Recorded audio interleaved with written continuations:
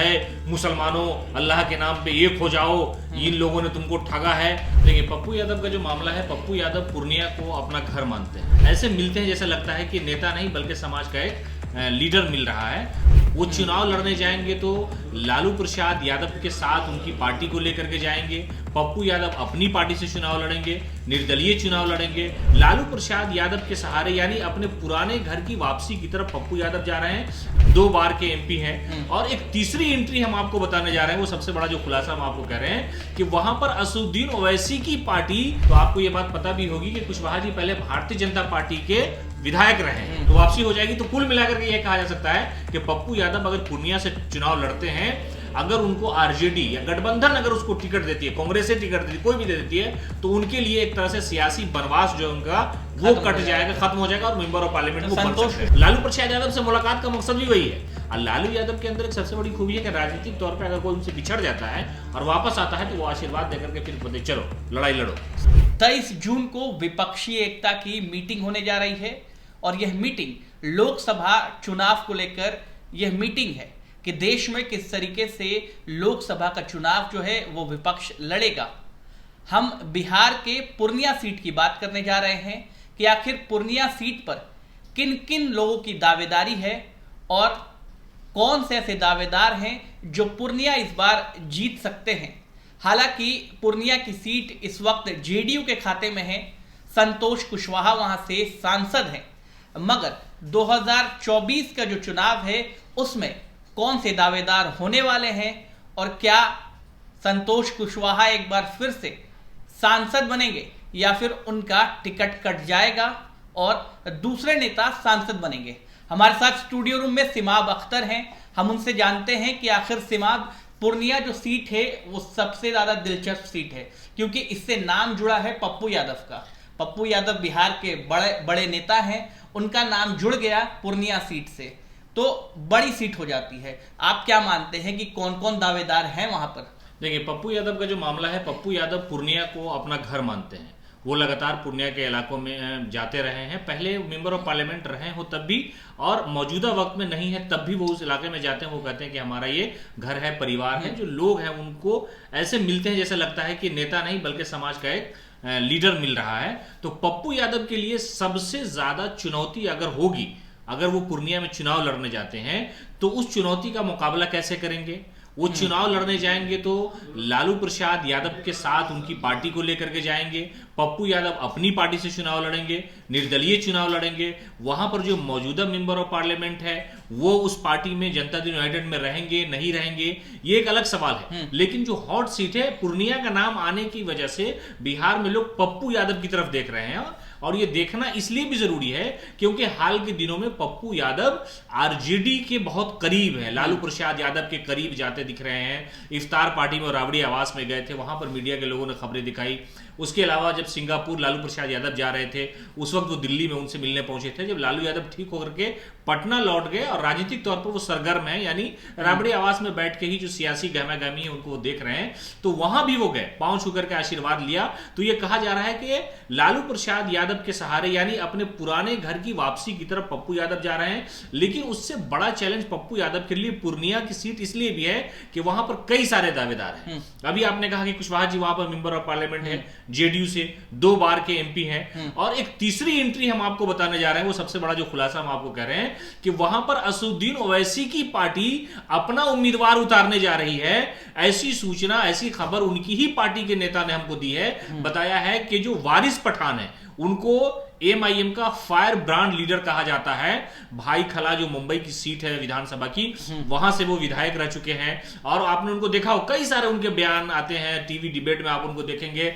और सबसे बड़ी बात यह है कि उनकी पार्टी की यह दलील है कि अररिया, पूर्णिया, किशनगंज के लोग जो कोविड के दौरान मुंबई में फंसे थे, यानी जो उत्तर भारतीय हैं जो मुंबई में ज्यादातर रहते हैं, रोजगार के लिए जाते हैं, उन इलाके के लोगों की बड़ी मदद की वारिस पठान ने। तो इस मदद के सहारे अब मदद का फल लेने के लिए पूर्णिया जा सकते हैं। और पूर्णिया में पप्पू यादव का जो कम्युनिकेशन है एक राजनीतिक तौर पे वो मुसलमानों से बड़ा अच्छा है और वहां पर 23 से 24% मुसलमानों का अपना एक वोट है, तो वो वोट को साधने का प्रयास पप्पू यादव शुरू से करते रहे हैं, लोगों से मिलते जुलते रहे हैं। आपने तस्वीरें देखी होंगी कि पिछली बार जो वहां पे एक प्रोग्राम हुआ, जलसा, एक धार्मिक प्रोग्राम था, उसमें वो गए और पूरे गेटअप में, मुसलमानों के गेटअप में थे। यानी जो राजनीतिक तौर पे एक सेकुलर लीडर की पहचान होती है, चाहे वो हिंदू या मुसलमान के किसी त्योहार में जाता है तो वो उसमें ढलने का प्रयास करता है। पप्पू यादव इन चीजों को बखूबी समझते हैं। तो तनवीर साहब, हमको लगता है कि वहां पर पप्पू यादव के लिए पूर्णिया सीट है, वो पूर्णिया सबसे ज्यादा चर्चा पप्पू यादव की वजह से, और वो सीट हॉट है पप्पू यादव के जाने की वजह से। मतलब वारिस पठान की एंट्री तो हो रही है वहां पर,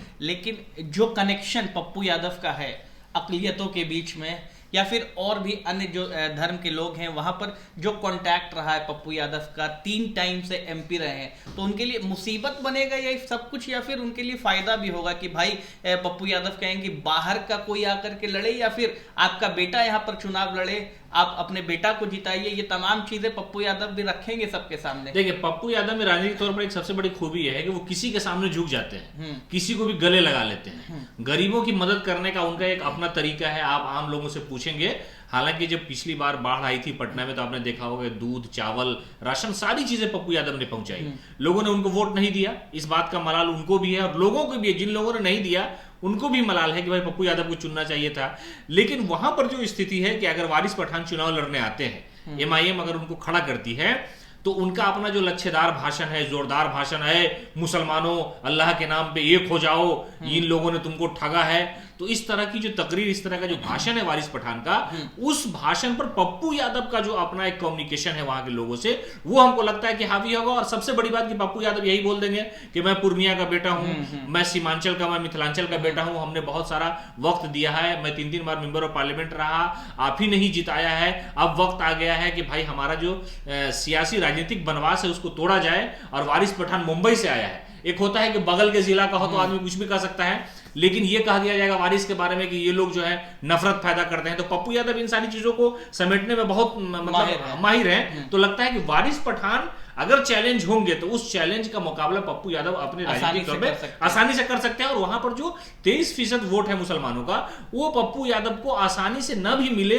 तो भी वो इतनी मेहनत करेंगे इन सारी चीजों को लेकर के कि लोग उनको वोट दे देंगे, नहीं पप्पू यादव लोकल हैं। यही के अब चुनाव में एक बड़ा मुद्दा होता है कि लोकल कौन है, बाहरी कौन है, इसका बहुत बड़ा इंपैक्ट पड़ता है। पप्पू यादव को लेकर के हम चर्चा कर रहे थे सीमा, लेकिन अभी जो करंट एमपी है वहां से संतोष कुशवाहा, उनको जो जेडीयू है वो टिकट देगी क्योंकि 2 बार वहां से जीत चुके हैं। या फिर जब हम पप्पू यादव की एंट्री की बात कर रहे हैं तो आखिर पप्पू यादव को टिकट हासिल कैसे होगा? क्या संतोष कुशवाहा जो है वो पार्टी छोड़ करके बाहर जाएंगे, उनका टिकट कटेगा, वो कहा जाएंगे? और साथ में उदय सिंह जो दूसरे नंबर पर रहे थे, तो उदय सिंह का कहां पे उनका पूरा रोल रहेगा? क्योंकि 4 दावेदार हैं, 4 दावेदार में एक उदय सिंह का नाम है, एक पप्पू यादव का नाम है, संतोष कुशवाहा करंट वहां से एमपी हैं इस वक्त, और एक हो गए आपको वारिस पठान। ये 4 उम्मीदवार हैं वहां पर, 4 पहलवान तैयार हैं।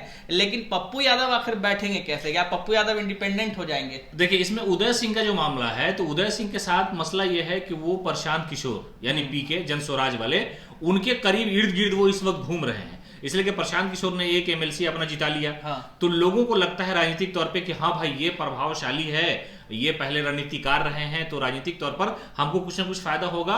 तो उदय सिंह अभी उनके इर्द गिर्द घूम रहे हैं, तो उनकी जो कश्ती है वो समझिए मझधार में है, वो फैसला नहीं कर पा रहे हैं।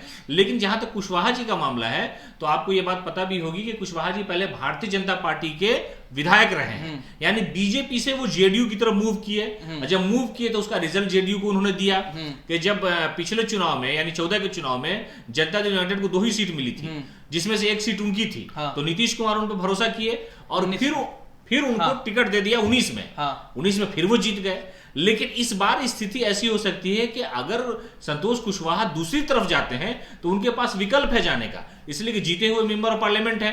भारतीय जनता पार्टी कहेंगे कि चलिए घर वापस हो जाइए, घर वापसी की तरफ उनको बुला लिया जाएगा, पहले बीजेपी के रहे हैं। तो पप्पू यादव के लिए अगर ये दोनों कंडीशन होती है, वारिस पठान आते हैं तो पप्पू कहेंगे कि बाहरी है, ये लोग बीजेपी की बी टीम है। कुशवाहा जी का मामला आता है तो कुशवाहा जी को अगर जेडीयू टिकट देगी तो फिर पप्पू यादव के लिए मुश्किल हो जाएगी। पप्पू यादव के लिए गठबंधन लालू प्रसाद यादव की तरफ से टिकट मिलता, हरी झंडी अगर मिल गई जैसा लग रहा है अभी, तो फिर उनको टिकट नहीं मिलेगा। तो मतलब ये कंफर्म है कि संतोष कुशवाहा का टिकट कट जाना है। संतोष कुशवाहा को इस बात की भनक लग भी गई होगी कि पप्पू यादव को आरजेडी यहां से चुनाव लड़वाएगी। चुनाव जब लड़ेंगे तो स्वाभाविक है कि संतोष कुशवाहा को टिकट नहीं मिलेगा।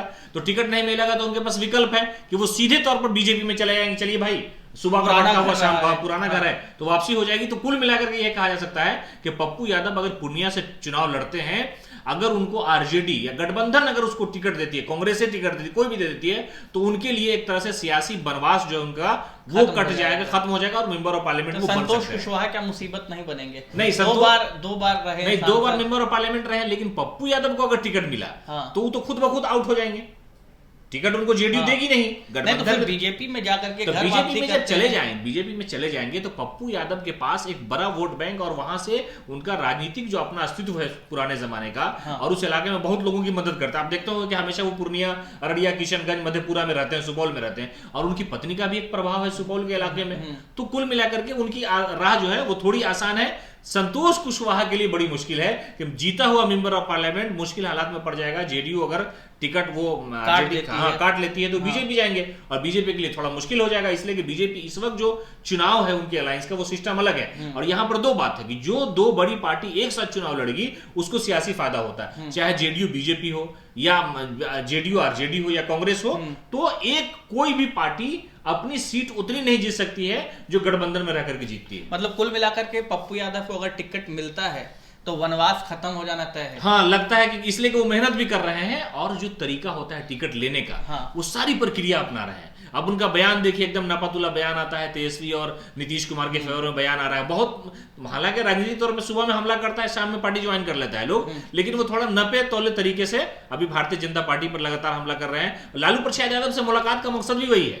और लालू यादव के अंदर एक सबसे बड़ी खूबी है कि राजनीतिक तौर पर अगर कोई उनसे बिछड़ जाता है और वापस आता है तो वो आशीर्वाद देकर के फिर बोलते चलो लड़ाई लड़ो। तो ये पप्पू यादव कर रहे हैं। तो ये पूर्णिया सीट का पूरा जो है वो समीकरण हमको आपको बताया कि 4 पहलवान जो है वो तैयार हैं। तो कौन सबसे ज्यादा मजबूत है, कौन सबसे ज्यादा कमजोर है, इन चारों के बीच मुकाबला होगा। आप क्या सोचते हैं? क्या पप्पू यादव की राह वहां आसान होगी जिस तरीके से पप्पू यादव पूर्णिया में मेहनत कर रहे हैं? आपकी क्या राय है? या फिर संतोष कुशवाहा 2 बार से जो सांसद रह चुके हैं वो फिर से एक बार पूर्णिया जीतेंगे? या फिर दूसरे नंबर पर उदय सिंह का नाम रहा है और बाहर से आ रहे कैंडिडेट वारिस पठान का भविष्य क्या होगा पूर्णिया में? आप अपनी राय जरूर रखें। आप बने रहे हेडलाइंस बिहार के साथ।